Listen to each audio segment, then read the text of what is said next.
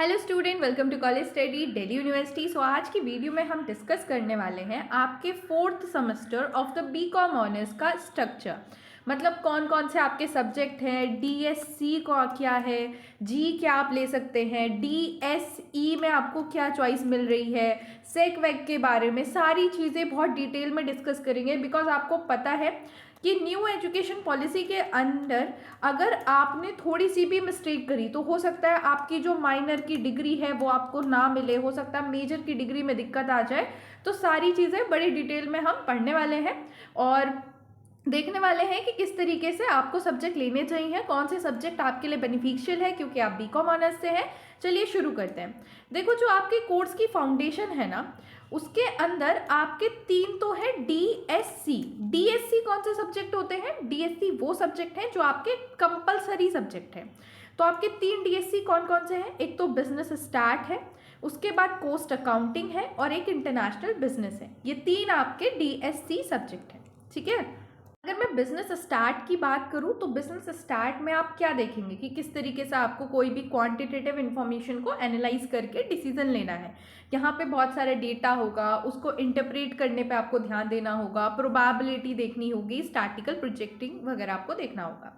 आपका जो दूसरा डीएससी है कॉस्ट अकाउंटिंग, वहाँ पे आपको क्या करना है कि कॉस्ट सिस्टम पे देखना है सारी चीज़ें, कॉस्ट कैलकुलेट करनी है, यूनिट कॉस्ट, कैसे कॉस्ट को आप कंट्रोल कर सकते हैं, कॉस्ट बिहेवियर को आपको समझना होगा, यही सारी चीज़ें इसमें है।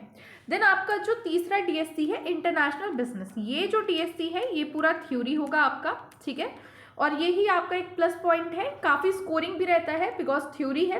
और यहाँ पे आपको ग्लोबल ट्रेड के बारे में और इन्वेस्टमेंट इन्वायरमेंट के बारे में सब कुछ पढ़ना होगा, ग्लोबलाइजेशन, ट्रेड थ्योरीज और theories and foreign exchange system वगैरह सब कुछ डिटेल में इसमें पढ़ना होगा।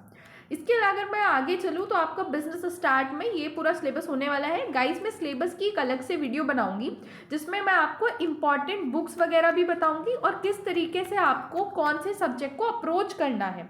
बिकॉज अभी स्टार्टिंग ये जनवरी है, अगर आप अभी से पूरी चीज़ें समझ के चलोगे कि कौन से सब्जेक्ट को किस तरीके से अप्रोच करना है तो आप बहुत अच्छा स्कोर कर पाओगे, एंड टाइम पे बर्डन भी नहीं रहेगा।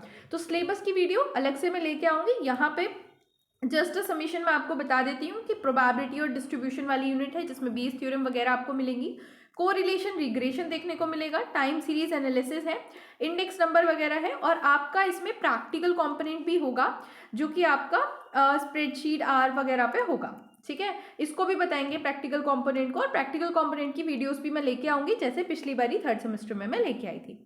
कॉस्ट अकाउंटिंग की बात करूँ तो यहाँ पे आपको इंट्रोडक्शन देखने को मिलेगा कॉस्ट अकाउंटिंग का, एलिमेंट ऑफ कॉस्ट, इसमें material control, LIFO FIFO weighted average, जो आपने मेथड पहले किए थे सैम 1 में वो सारे मेथड आपको फिर से एक बार करने को मिलेंगे। ठीक है। ओवरहेड वाली आपकी एक यूनिट होगी, मेथड ऑफ कॉस्टिंग वगैरह देखने को मिलेगा। Now talking about international business, तो यहाँ पे ग्लोबल इन्वायरमेंट के बारे में आपको पढ़ना है, ट्रेड थ्योरीज पढ़नी है, ट्रेड थ्योरी सबसे इंपॉर्टेंट होने वाला है इसका, contemporary issues, institution and integrations के बारे में आपको डिटेल में पढ़ना होगा। अब आती है सबसे इंपॉर्टेंट चीज़। देखो, आपके जो डीएससी हैं सारे के सारे डीएससी हैं, एक डीएससी आपका 4 क्रेडिट का है। ठीक है। हर एक डीएससी आपका 4 क्रेडिट का है, 3 डीएससी आपके हैं तो टोटल आपके हो गए 12 क्रेडिट। डीएससी से आपके 12 क्रेडिट हो जाएंगे। उसके बाद आपको चॉइस मिलती है कि या तो आप जी ले लो, कोई भी जीप ले लो, जी ले लो, या फिर डीएसई ले लो। डीएससी नहीं, ई। ठीक है। जी और डीएसई के बीच में आपको यहाँ पे चॉइस मिल रही है। जिन लोगों को माइनर चाहिए, अगर किसी को माइनर चाहिए अपने जीई में, तो माइनर कब मिलेगी? जब आप पूरे 4 ईयर की डिग्री करोगे। अगर आप 4th ईयर कर रहे हो तभी आपको सब्जेक्ट में माइनर मिलने वाली है।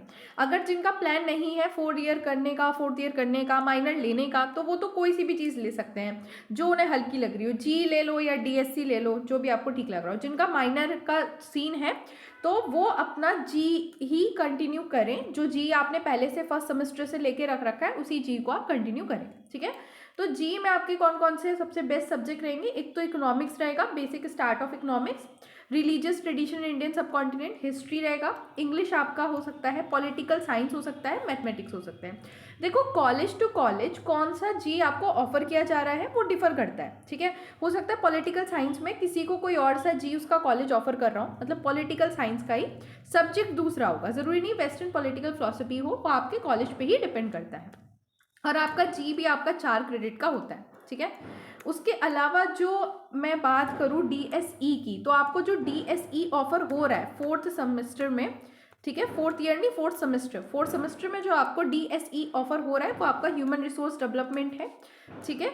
और अगर आपको जी लेना है, अभी तक आपको ये लग रहा है कि DSE या जी में से कौन सा मैं सेलेक्ट करूँ, मेरा जो है लास्ट ईयर करने का कोई इरादा नहीं है, 4th ईयर वाला माइनर का कोई सीन नहीं है, तो आपका सबसे बेस्ट जी जो रहेगा वो पर्सनल फाइनेंस रहेगा, क्योंकि पर्सनल फाइनेंस जो है वो BCom के ओरिएंटेड ही है, तो ये आपको सबसे बेस्ट रहेगा। इसमें आपको स्टॉक, बॉन्ड, म्यूचुअल फंड्स वगैरह के बारे में पढ़ने को मिलेगा।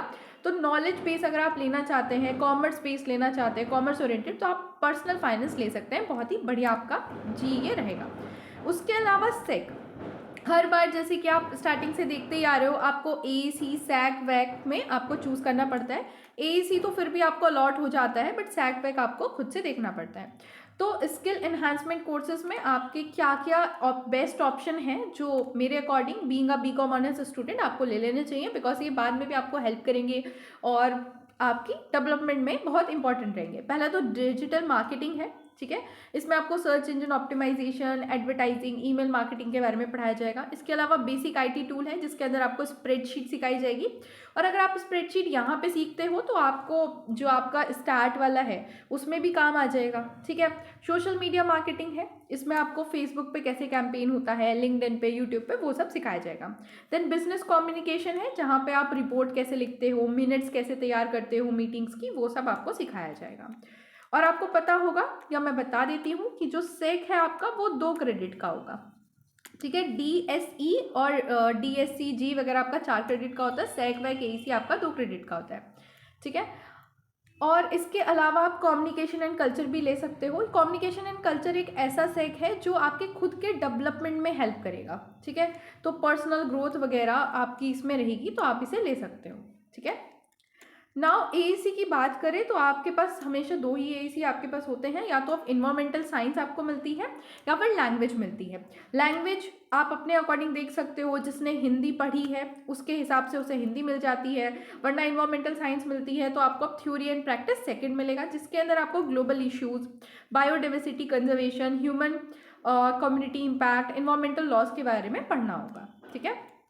देन वैल्यू एडेड कोर्स की बात करें तो यहाँ पे आप जो है ये कोर्सेज ले सकते हो अगर आपको वेलनेस और सेल्फ पे ध्यान देना है, मतलब खुद पे ध्यान देना है और कुछ ऐसी चीज़ें सीखनी है जो आपके खुद के डेवलपमेंट के लिए हों, मतलब फॉर अ सोल डेवलपमेंट, तो आप योगा ले सकते हैं, yoga philosophy and practice, emotional intelligence, बहुत ही इजी सिलेबस रहता है इमोशनल इंटेलिजेंस का, मतलब आप 2 घंटे में ही ख़त्म कर सकते हो अगर आपको ये देखना है कि सिलेबस किसका आसान है।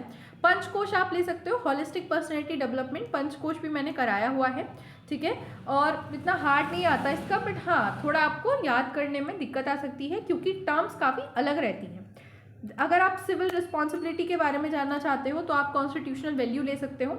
Constitution value and fundamental duties में आपको वही सारी चीज़ें पढ़ाई जाएंगी कि कॉन्स्टिट्यूशन में क्या सारी चीज़ें होती हैं, लेकिन हाँ सिलेबस आसान है, बहुत ईजिली आप कवर कर सकते हो, 2 से 3 घंटे में सारा हो जाता है, इतना कोई हार्ड नहीं पड़ता।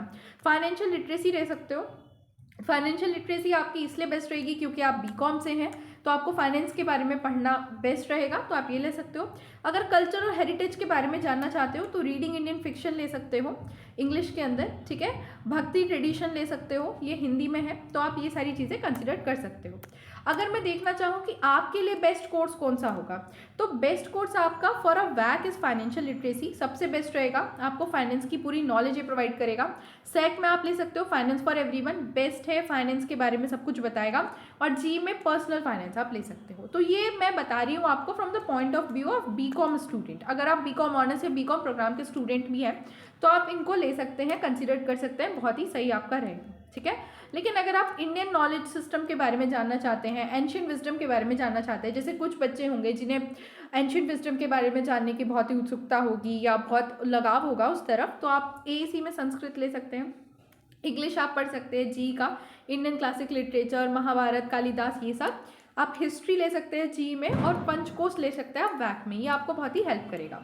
So thanks for watching. Video को लाइक करें, चैनल को सब्सक्राइब भी करें और वीडियो को हाइप भी करें। एंड बहुत जल्दी मैं आपको आपका सिलेबस कराना शुरू कर दूंगी, ठीक है। इससे पहले मैं हर एक सब्जेक्ट का, लाइक अगर आपकी कॉस्ट अकाउंटिंग है, आपका स्टैट है, सबके सिलेबस को थोड़ा डिटेल में डिस्कस करूंगी, ताकि आप ये समझ सको कि किस तरीके से आपको उस सब्जेक्ट को अप्रोच करना है, ठीक है। इंपॉर्टेंट बुक्स किस तरीके से पढ़ना है, कौन कौन सी बुक्स आपको इंपॉर्टेंट रहेंगी ऑन द बेसिस ऑफ कि मैंने पढ़ी है, वो सारी मैंने रिव्यू करी हैं, देखी हैं, जो भी आपकी लिस्ट में आती हैं, और कौन कौन से टीचर सजेस्ट करते हैं, वो मैं आपको सारा कुछ बताऊंगी। सो स्टे ट्यून, ठीक है। और कोई भी डाउट हो तो कमेंट सेक्शन में पूछ लेना। Thank you.